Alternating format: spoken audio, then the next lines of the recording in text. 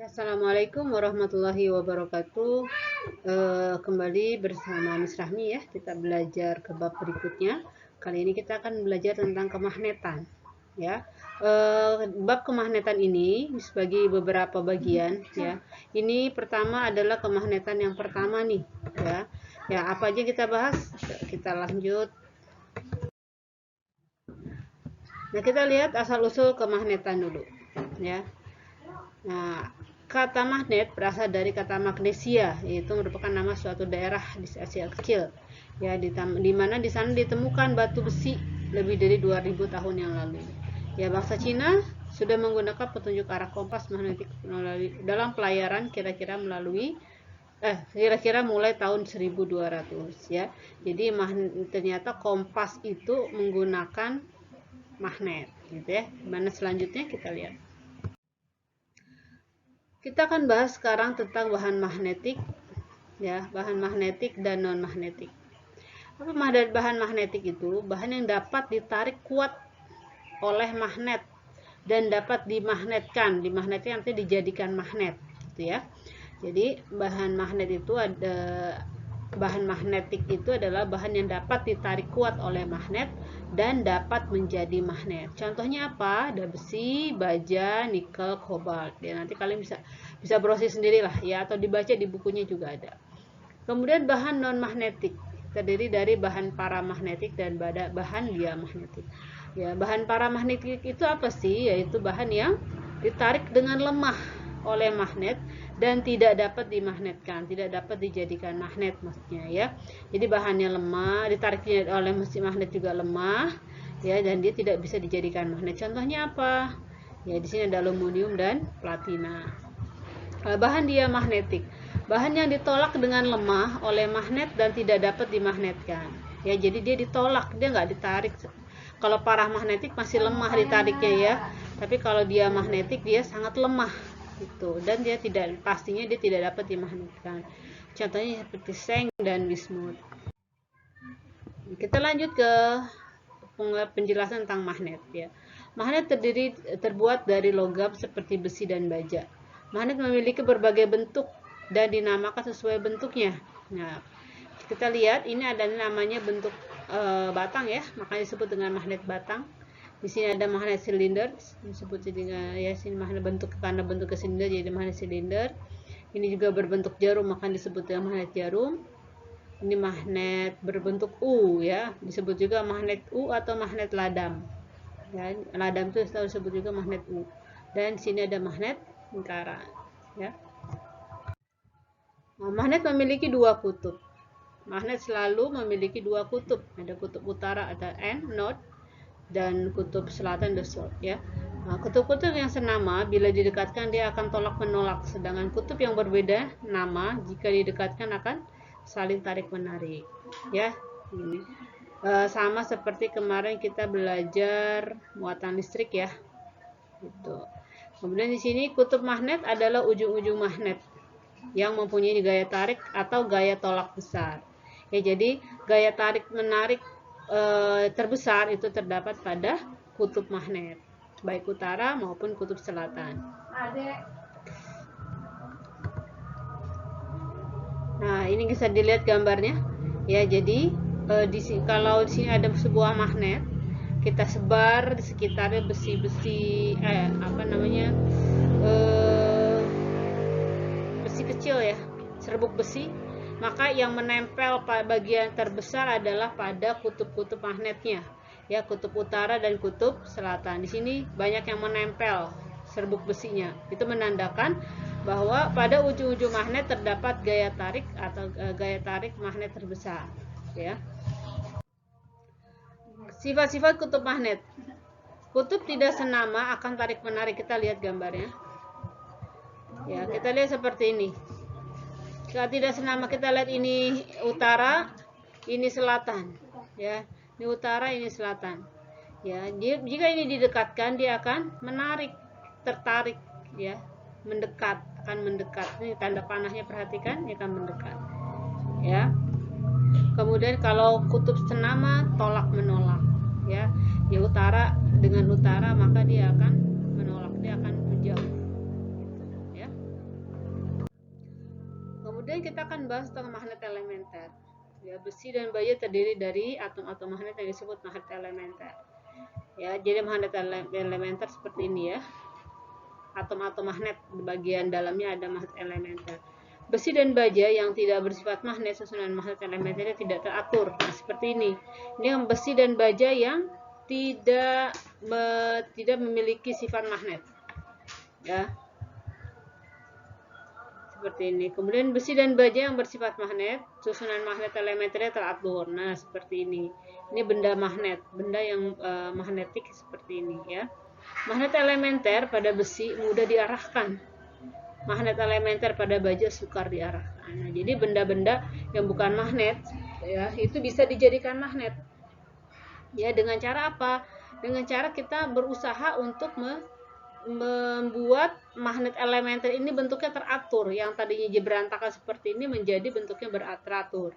Gimana caranya kita membentuk magnet yang elementer tadinya berantakan menjadi teratur? Gimana caranya? Nah, ini masuk ke selanjutnya. Nah, ini caranya. Ya, cara membuat magnet. Jadi, cara membuat magnet itu artinya membuat magnet elementer tadi yang berantakan menjadi rapi gitu ya. Caranya dengan cara digosok ya. Dengan menggosok magnet berulang-ulang dan teratur pada besi dan baja, maka besi dan baja akan bersifat magnetik seperti ini. Misalkan ini, PQ ini adalah besi atau baja ya. Digosokkan, perhatikan cara menggosoknya. Nah, searah, tidak bolak-balik ya, jadi searah. Nah, ujung yang terakhir kena gosok, yang kini, yang terakhir kena gosok, akan berlawanan dengan kutub penggosoknya. Nah, ini karena kutub penggosoknya kutub selatan, maka Q-nya akan menjadi kutub utara. Ya. Penggosok yang terlihat pada gambar yang terakhir digosok adalah Q. Nah, di mana penggosoknya adalah kutub S, sehingga ujung Q menjadi kutub utara. Tentu saja P-nya adalah kutub selatan gitu ya. Atau yang pertama kali disentuh oleh magnet berarti dia kutubnya sama gitu ya. Itu juga boleh kamu diingat-ingatnya. Oke. Ya, coba dibaca-baca lagi ya ini ya. Nah, yang kedua, cara membuat magnet adalah menggunakan arus listrik atau elektromagnetik. Ya. Nih, misalkan ada besi atau ada paku deh. Paku kalian dililitkan oleh kawat ya. Kemudian atau kabel gitu ya. Dan kabel sambungkan ke baterai. Ya, kemudian kalau sudah tersambung, dekatkan dengan jarum pentul ya atau paku-paku kecil. Nah, pasti dia akan menempel seperti ini. Ini menandakan bahwa bahwa arus listrik dapat besi yang dililitkan oleh kawat listrik dia akan menjadi magnet gitu ya. Kaidah tangan kanan digunakan untuk menentukan arah kutub. Nah, sekarang kita menentukan kutub utara selatannya. Ya, kalau seperti ini batang besi yang dialiri oleh arus listrik seperti ini ya, kemudian jadi magnet, mana dong kutub utaranya? Mana kutub selatannya? Nah, ya, jadi untuk menentukan arah kutub dengan tangan kanan, ya kita menggunakan kaidah tangan kanan namanya ya. Menggunakan ibu jari dan 4 jari lainnya. Ya, ibu jari menunjukkan arah utara, keempat jari 4 jari lainnya dan menunjukkan arah arus. Ya, kita lihat berikut ini. Nah, seperti ini. Posisi tangan dan ketentuan seperti gambar. Ya. Jadi kalian ingat waktu kemarin kita belajar listrik ya. Kalau yang lebih panjang dia kutub positif, yang pendek dia kutub negatif pada baterai ya. Nah, arus mengalir keluar itu dari kutub positif menuju kutub negatif, gitu ya. Kutub positif kita lihat ada panahnya ke sini, ya, perhatikan. Nah, kemudian arus ini akan melewati kabel di belakangnya, kemudian ke depan, gitu ya. Kemudian ke belakang lagi, kemudian ke depan lagi, kebayang ya? Nah, ini karena dia kawatnya ini meliliti besi, gitu ya. Jadi bagian belakangnya ke bawah, bagian ke atas, bagian depannya ke bawah. Nah, seperti ini. Nah, yang harus kalian perhatikan adalah kalau bagian depan kawat ini adalah ke bawah, berarti tangan kalian juga ke bawah.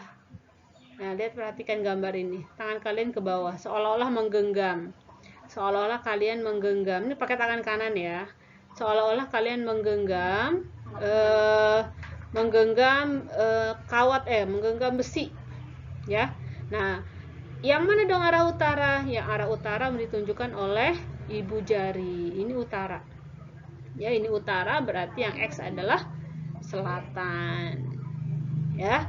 Nah, sama dengan yang ini, kita perhatikan. Sini kutub positif pada baterai ya. Kutub positif baterai sebelah kiri, karena sini berarti arusnya mengalir ke kiri. Karena keluar dari kutub positif gitu ya. Positif dia ke sini, kemudian ke atas mengikuti kawatnya yang meliliti ke besi, kemudian dia ke belakang, ke depan, ke atas lagi, ke bawah lagi, ke atas, dan seterusnya. Nah, ternyata bagian depannya itu ke atas gitu. Nah, maka ke tangan kalian ke atas genggam seperti menggenggam ya, menggenggam besi tadi ya. Maka arah utaranya adalah yang kiri, ini adalah kutub selatannya gitu ya. Ayo pelan-pelan difahami karena sekarang bab ini banyak konsepnya ya, banyak konsep yang benar-benar harus kalian pahami ya. Cara membuat magnet yang ketiga yaitu dengan induksi ya. Caranya dengan mendekatkan bahan magnet dengan sebuah magnet. Ya, jadi ujung logam yang didekati magnet ini seperti ini. Ini ada magnet, ya, magnet S dan U, dan ini akan dijadikan magnet dengan cara induksi. Ya, caranya didekatkan saja, jangan ditempelkan. Ini jika didekatkan, ya, maka dia akan berubah menjadi magnet. Buktinya apa? Nah, boleh kalian taruh di sini jarum pentul atau paku-paku kecil, pasti dia akan menempel di sini, gitu ya. Nah, ini kutubnya gimana? Utara selatannya. Nah, ya, kalau di sini kutub selatan, kutub utara, berarti X-nya ini akan berlawanan dengan utara, pasti dia akan kutub selatan, Y-nya menjadi utara. Ya, X-nya menjadi selatan dan kutub Y-nya menjadi kutub utara. Ya, jadi selang-seling selatan, utara. Nah, ini juga pasti akan selatan, utara sininya. Gitu ya. Nah, demikian pelajaran untuk kemagnetan yang pertama ya. Silahkan kalian rangkum, kalian pindahkan dulu ke catatan, pahami baik-baik ya. Nanti dikumpulkan di LS-nya ya, rangkumannya Miss mau lihat betul-betul kamu belajar atau tidak ya. Kalian rangkum atau tidak ya, Miss tunggu. Demikian pembahasan kita untuk bagian pertama tentang kemagnetan. Assalamualaikum warahmatullahi wabarakatuh.